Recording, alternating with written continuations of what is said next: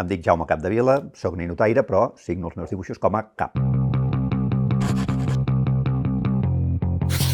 El meu primer dibuix publicat i cobrant va ser l'any 94 i abans ja n'havia fet, és a dir, això de ser dibuixant em sembla que es porta dintre perquè ja havia fet revistes a l'escola, que les venien els companys, i revistes a l'institut que satiritzàvem els professors, no? Dibuixar per un diari és una cosa molt interessant perquè és molt intens. El diari es fa nou cada dia. Jo treballo per un diari, tinc ja un espai relativament fixe. Jo sé quin dia publico i quina és la mida del meu dibuix i, per tant, en aquest espai jo trio el tema que ha d'estar relacionat amb l'actualitat, però ningú em diu que he de triar, i jo trio l'acudit. Per tant, en el meu cas, jo faig una vinyeta quan toca, l'envio al diari i es publica. La inspiració no existeix, és a dir, això és un ofici, saps que tens un espai, saps que tens una feina, un encàrrec, una vinyeta que ha de sortir i també saps que sortirà. A vegades costa més i a vegades costa menys, i els processos per arribar a una idea, el més important de la nostra feina, que és un dibuix satíric, un dibuix d'humor, un dibuix, però no és el dibuix.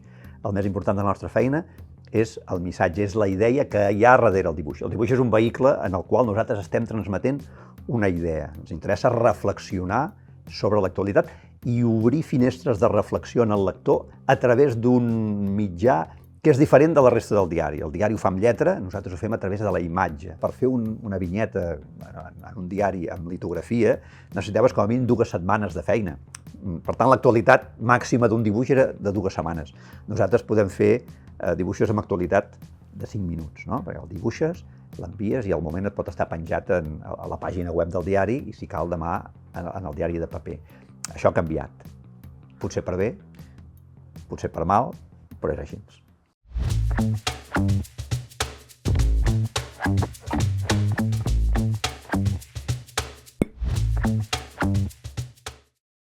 Em dic Flàvia Álvarez Pedrosa Prudó, però em coneixen com a Flavita Banana, i soc ninotaire.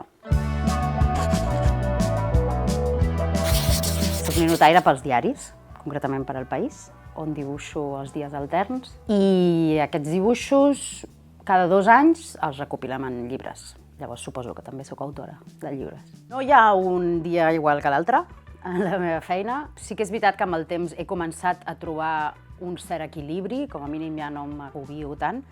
El fet és que al ser la vinyeta un dia sí i un dia no, doncs un dia treballo i un dia no.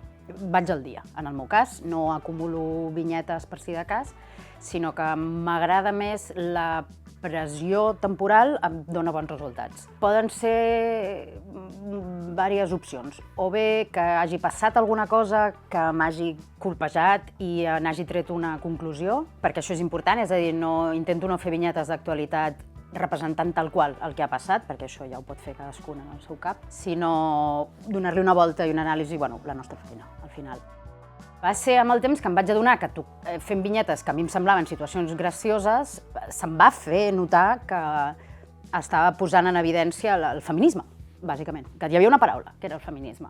És a dir, faig que en situacions vàries que no són feministes, els personatges que els tracten siguin dones. O sigui, que l'ull lector s'acostumi a veure dones fent coses neutres.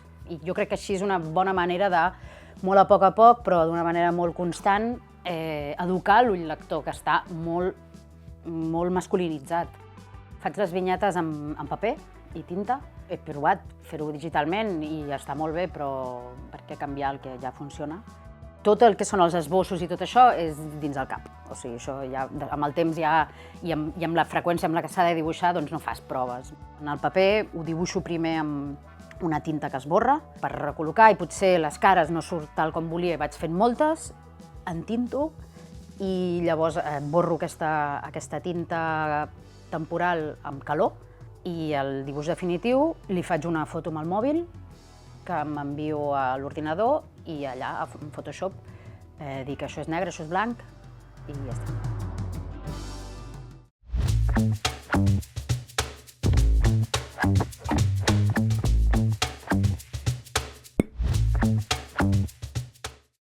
Me llamo Ricky Blanco, me dedico a la ilustración desde el año 2000 y desde hace 4 años me dedico al humor satírico publicando de forma regular en el periódico El País. No funcionamos con encargo porque tenemos una tribuna de opinión, es decir, estamos en el apartado de opinión, por lo cual tenemos rienda suelta en cuanto a temática y en cuanto a todo, ¿no? Es decir, en ese sentido es un espacio de libertad. Cada mañana me levanto muy prontito y pienso qué tema me puede llegar a interesar para poder hablar y busco una forma que sea un punto de vista que sea nuevo sobre ese tema. A mí me interesa muchísimo la esencia de las cosas, es decir, no me interesa tratar un tema de la misma forma que ya se ha tratado hasta ahora y lo que hago es indagar sobre qué es lo que está pasando, ¿no? Es decir, mi mirada intento que sea más profunda o más aguda y entonces me gusta mucho ir a la esencia de los conflictos o de las situaciones, ¿no? Yo en mi interior, no sé si se plasma, pero hay un hilo conductor, es decir, después de 2 viñetas duras, difíciles, como tengo libertad puedo hablar una que sea totalmente atemporal y que sea mucho más... es decir, lo concibo casi como una especie de ópera, ¿no? En la que de repente hay momentos de mucho pico, de mucha intensidad, hay otras que son mucho más livianas, cuando siento que el mundo está demasiado consternado. Yo trabajo con iPad, es decir, con digital, porque suelo hacer la viñeta en un lugar diferente a donde suelo hacer la ilustración, es decir, mi trabajo como tal, y la suelo hacer a un horario que no considero que es trabajo, es decir, entonces mientras desayuno estoy con el iPad y voy mirando noticias y voy haciendo anotaciones, entonces, bueno, y lo hago desde un sofá, es decir, o sea que lo considero que es como trabajo, pero a la vez es casi como mientras estoy despertándome se está formando mi persona y también se está formando mi opinión, ¿no? Y responde también a esta visión del mundo, ¿no?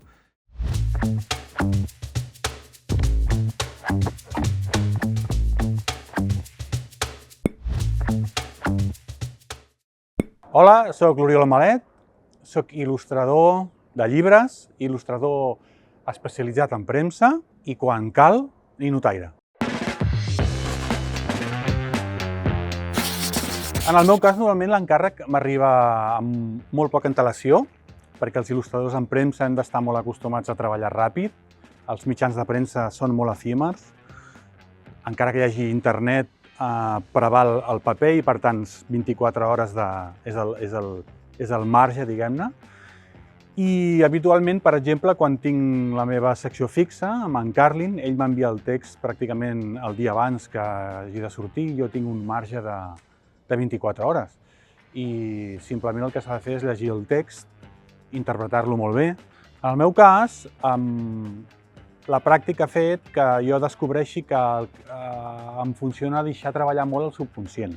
Llegeixo immediatament que el periodista m'envia l'article, faig altres tasques, altres feines, el que sigui, i després quan em poso a treballar ja sé el que he de fer.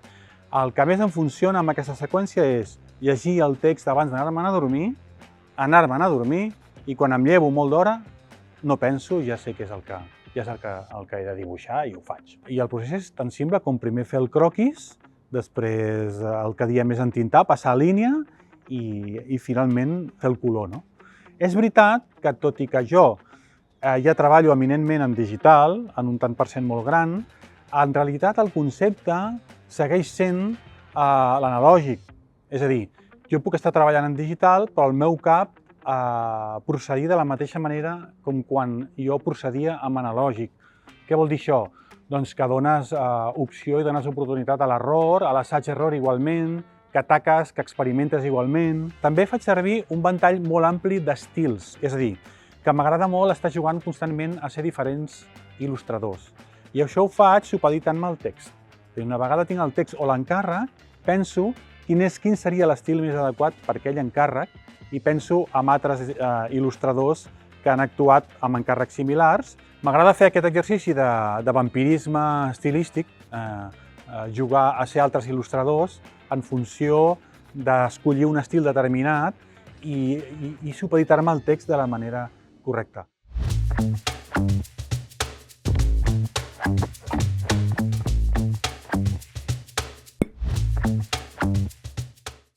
Soc la Maria Picasso Piqué, soc il·lustradora i caricaturista.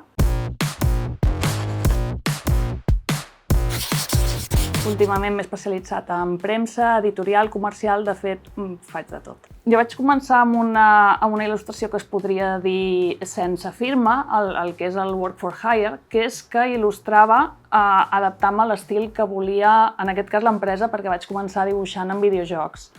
Paral·lelament, jo vaig anar desenvolupant un estil més personal, que és el que m'ha permès, a través de la caricatura, entrar en premsa. Aleshores, doncs, amb això he publicat en revistes, caricatures, diaris, i també, gràcies a aquest estil que sobretot he desenvolupat amb la caricatura i s'ha fet reconeixible, l'he pogut aplicar després en altres camps on ja no hi ha retrat, com són les cobertes de llibre, cartelleria i mil altres coses. Quasi des de que tinc ús de raó estic connectada a internet i això ha permès que el meu portafoli i la presència a les xarxes estigui des de fins i tot abans del 2000.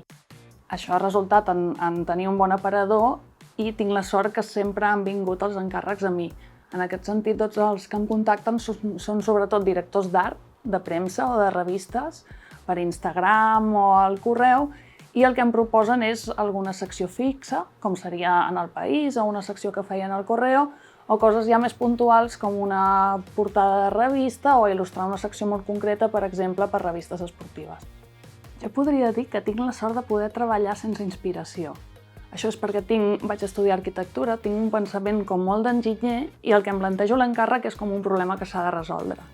Aleshores, no espero que m'arribi la manera, sinó que la busco.